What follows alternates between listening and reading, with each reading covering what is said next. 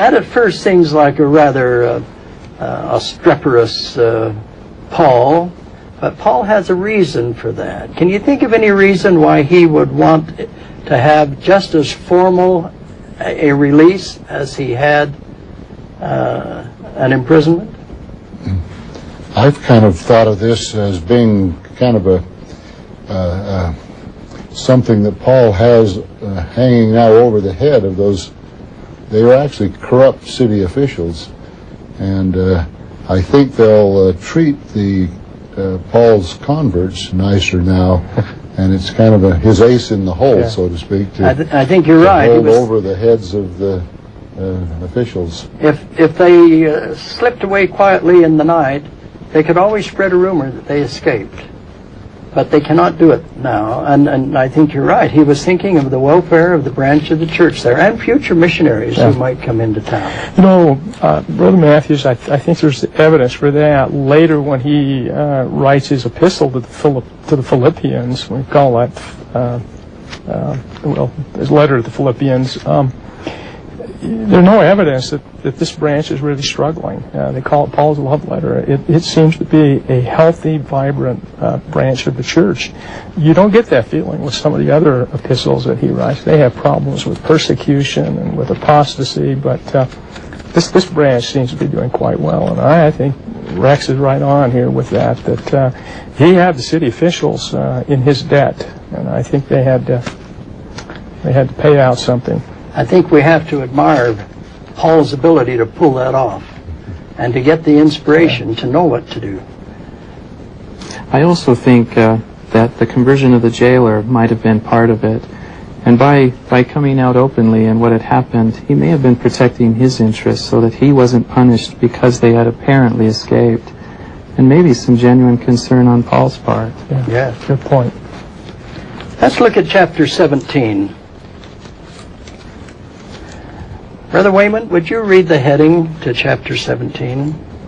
Paul and Silas preach and are persecuted in Thessalonica and in Berea.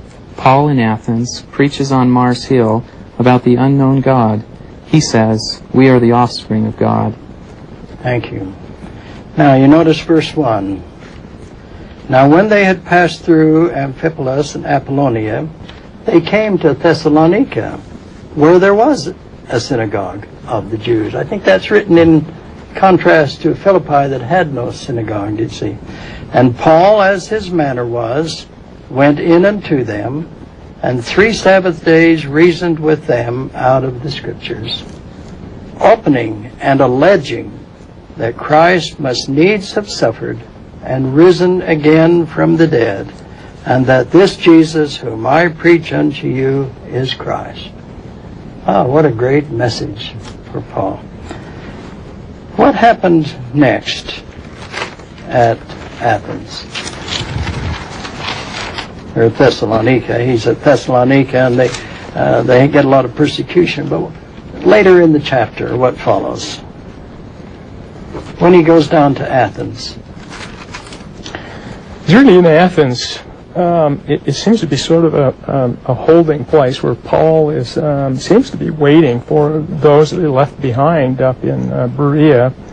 And while he's there, I just see Paul walking around the marketplace and talking with people and preaching and talking, and at the same time noticing some of the religious practices of the Greeks in the city and being a bit disturbed by them. And then Paul has an opportunity while he's there to speak to the council. I guess they refer to that as the Areopagus on Mars Hill. And that's where he gives, I think, one of the great sermons that Paul delivers on any of these missions, and that's his sermon to the unknown God. It's a marvelous sermon. I think it's interesting, too, to note earlier, the sermon he has given earlier is different than this one. He has a different audience, and he says different things, but it's just exact audience here needs. And also Paul's in Athens would be the cultural, intellectual center of the world probably for maybe thousands of years or hundreds of years, and the great philosophers and the seat of government. This is really a major city in the day of Paul. Are you thrilled with Paul's ingenuity that he sees an altar with an inscription to the unknown God? And then he says, "Whom therefore ye ignorantly worship, him declare I unto you." Oh, Paul's marvelous. He is.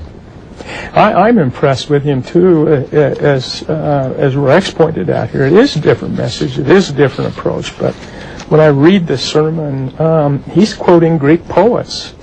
In verse 28, he's quoting a poet by the name of Epimenides. I think I'm saying that correctly, but he's a poet in about 600 BC. And then later in verse 29, he quotes the prophet Aratus, who was a prophet in 315 BC. But I'm impressed that Paul can do that. This is a knowledgeable and a gifted man to be able to reach out to people of a different audience and connect with them.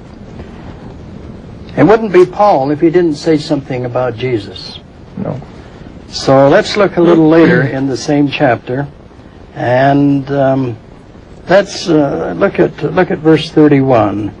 Again, Brother Wayman, would you read for us 31 and then comment on a little bit about what happens? Because he hath appointed a day in the which he will judge the world in righteousness by that man whom he hath ordained, whereof he hath given assurance unto all men, and that he hath raised him from the dead. One of the things that we've looked at is Paul's speech here, and I often feel that it's much more elevated diction, as we noted. And I'm impressed here that he concludes it, as Brother Matthew said earlier, "I know that man," and now bears witness that this man is someone who was resurrected, and pointing clearly to Jesus Christ, and somewhat summarizing what he had said in a little bit more elevated language, to now bring it down to his personal witness and something of which he knew personally. And what they could listen until he talked about what? The resurrection of the dead. And you can't talk about the resurrection without talking about Jesus. And the other thing here is that the Greeks looked upon the physical as being less desirable. In their belief, you would discard the physical as you moved on to higher degrees of glory. And so the idea of the Savior getting his physical body back was really strange to the Greeks, and they had a real hard time with that. Maybe why Paul saved it for the end, realizing maybe that's a more controversial point for his audience. This happened to Paul time and time again, that things went well till he mentioned the resurrection, and then things broke up. You were going to say... I was just going to say, verse 32, I think really sums up their attitude. It says, "And when they heard of the resurrection of the dead, some mocked." This is a ridiculous idea or notion you're bringing up, Paul. And others said, they were a little more polite, "We will hear thee again of this matter," sort of ha-ha. We'll talk about it another time, maybe. Maybe. All right.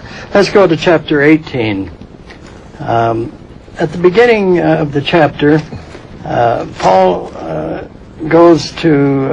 he departs from Athens and goes to Corinth, and there he meets a couple, a man whom we call Aquila and his wife Claudius.